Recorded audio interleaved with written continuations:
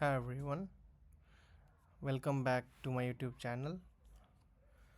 Today my topic is we are hosting a Streamlit application on the Nginx server with the help of Docker. In the previous videos, I have showed you how to uh, deploy Streamlit into the Docker, but here the concern is like if you will be using a Streamlit in the Docker, so port 8501 or 8502 will be exposed, and I don't want to do that. So what I will be doing here is I will be using a Nginx image and a Streamlit Docker image, and then we will be creating a container over here. With the help of that container, I will show that we can expose Nginx as well as Streamlit from the Docker, and I will also show you how we can prevent the Streamlit application to be called from the container. For example, Streamlit will be getting called at 8501, so we will restrict it during the call. In this video, we will be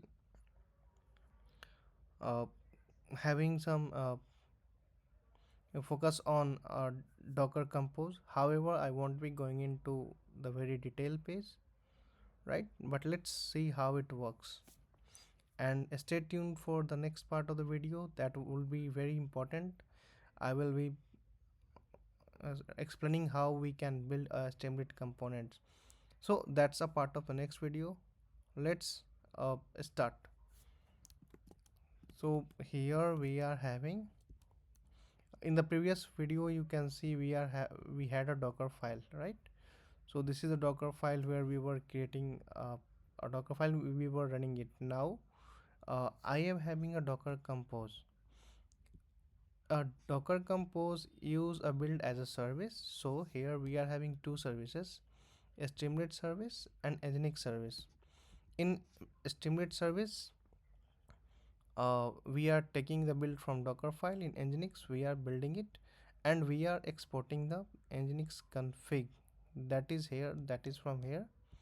That we have created in the previous one. It's been little bit modified. You can see the code on the GitHub.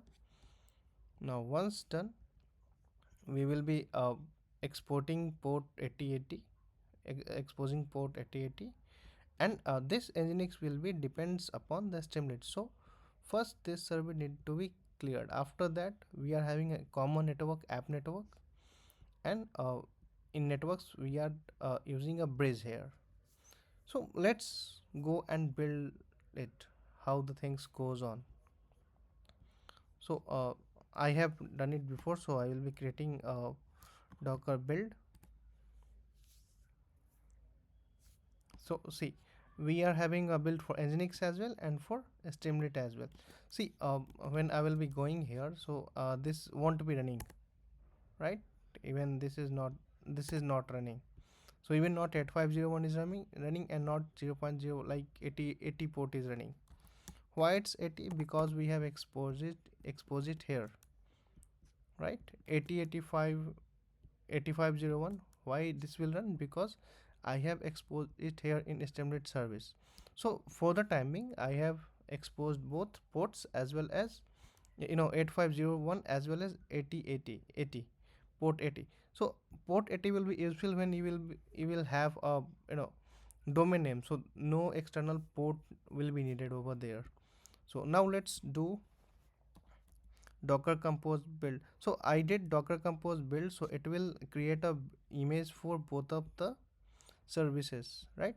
Now I will be using Docker Compose up.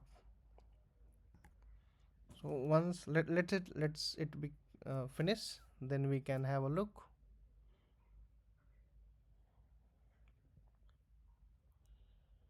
Now we can see Nginx is working and Streamlit is also working. So if we will see here, we can see Streamlit, but we can also see Nginx.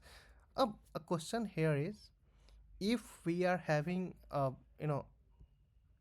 Streamlit here exposed to 8501, why we will be needing this 80 port of Nginx? Why to take extra step? So I don't want to expose this 8501 directly to the world.